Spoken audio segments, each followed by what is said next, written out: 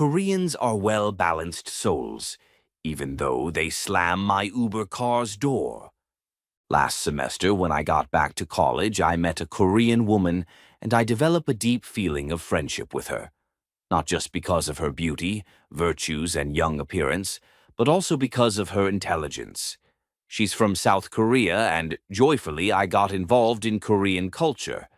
One day, I asked her about the meaning of her country's flag. She said it includes the yin-yang symbol and 4 trigrams, which overall represent balance and harmony, ministry of culture. So I was wondering, how is it possible that a country with such beautiful values, clearly expressed in its flag, could be a country so unhappy? I conclude that even though South Korea's culture was based on intrinsic values, the modern pursuit of success and perfection has caused many Koreans to move away from happiness. Digging about how Koreans live, think, feel, how do they measure happiness and how work-centered pressures shape daily life there? Beside friendship with my friend, I started my journey watching Korean movies. When I watched Bong Joon-ho's Parasite, it was an opportunity to observe closer Korean life beyond what my friend had told me, and it was sad to see, in words of Bong Joon-ho, how hard people chase status and perfection. In the movie, the poor Kim family will do almost anything to move up, while the rich Park family protects its comfort. At the movie Kim Ki-tak, the father in the poor Kim family says, "She's nice because she's rich. Hell, if I had all this money, I'd be nice too." Kim Ki-taek, portrayed by actor Song Kang-ho, expressed clearly the tension in that culture, because their society became very despaired in social structure, where hard work paid in lower rates became part of their daily life. The average Korean still works more hours than feels healthy, well above what the new 52-hour week law is supposed to allow, OECD. Long shifts come with heavy mental costs, as is shown on research made by the Financial Times. Employees who work more than 52 hours a week face a higher risk of suicide, and recent reports even tie several tech sector deaths to non-stop overtime and bullying. South Korea starts. We can notice in Korean culture that emptiness leads to unhappiness and high rate of suicide, as well deeply related to the need that Koreans have about social acceptance, hard work which calls on them loneliness and emptiness. When your worth is measured by exam scores, job titles, and perfect looks, things on such kind of societies probably will end on sad stories. Just recall the Netflix series Squid Game, where everybody keeps running even when they are sad, tired, and unhappy. Such reality presented at TV and movies shows the current reality of South Korea, which on the past was completely different. All that external pressure drowns out the flag's message of balance and harmony, pulling many Koreans away from real happiness. Korean people, in essence, are very harmonious. I experienced that on first hand with the friendship I cultivate with Ji-yoon Lee, my friend. However, by praising only productivity and flawlessness, Korean work culture turns life for them into a constant competition, leaving almost no room for well-being.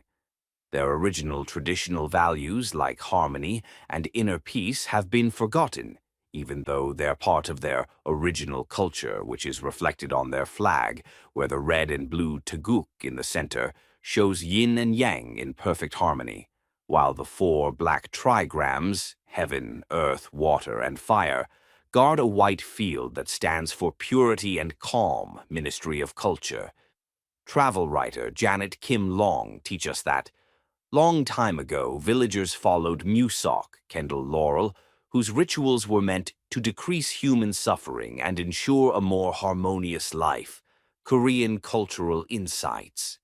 The article continues, family remains the first circle of harmony for most Koreans, and every member is taught to keep the peace. That warmth crosses oceans, since we can see how Korean Americans gather in Christian churches, communities knitted together by close family ties. Not Japanese or Vietnamese or Thailandese, but Koreans, because in essence their values remains inside of them. The war and the abuses from other cultures, sculpted in history, lead them to forget about themselves. War and division ripped apart Korea's sense of calm. One day at school, a Japanese classmate bowed to me and my Korean friend, and I asked my friend why Koreans don't usually bow back. I found later than during Japan's occupation, 1910 to 1945, the rulers banned the Korean language, forced people into hard labor, and left deep anger. Korean War. After World War II, the Allies split the country at the 38th parallel, and the Korean War, 1950 to 1953, killed millions and froze North and South Korea in place. Korean War. As well, it is important to mention that old Confucian customs like bowing faded because everyone was busy just surviving and rebuilding their county. Korean cultural insights. In the South, years of army rule and super-fast factory growth pushed people to fix the economy. In the North, hardline communism demanded full loyalty. Either way, folks had to trade personal peace for national goals. Korean cultural insights. It is understandable that South Koreans had to rebuild not only their country, but their own self-esteem, because as a culture so abused by others, especially Japanese, collectively they choose to be focused on the appearance, hard work, and beauty. Koreans are the equivalent to Colombians in America. They are really focused on beauty and appearance, in other words, extrinsic goals, but not inner fulfillment, giving so much importance about what others may think about them. The Week magazine, in a recent article published in 2025, described the current Korean society, stating that Korean society is ailing, said Kim Yoon-mi. Our birth rate is plummeting in tandem with measurements of happiness.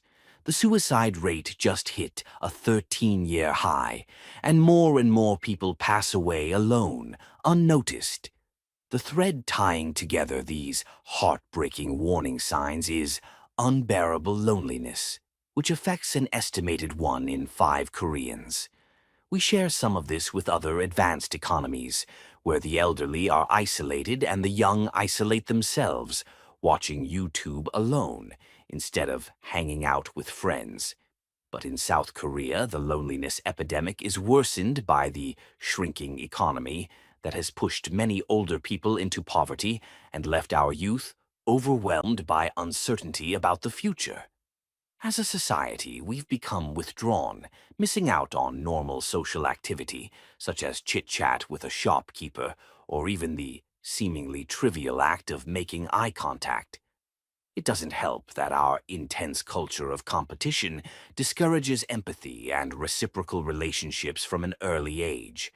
From childhood, we're conditioned to see classmates primarily as rivals rather than friends. This is a threat to our whole society, since people who lack a sense of belonging are more susceptible to extreme ideologies. We're turning into a nation of suspicious loners who prioritize themselves above the collective good. That doesn't sound very Korean. Our epidemic of loneliness. South Koreans gain balance in their self-esteem. Certainly they rebuilt themselves from the abuses committed by others. But as well they chose and valued more. Extrinsic goals, extrinsic life, reinterpreting the concepts of hard work, beauty, balance, and harmony on a wrong way. Conclusion.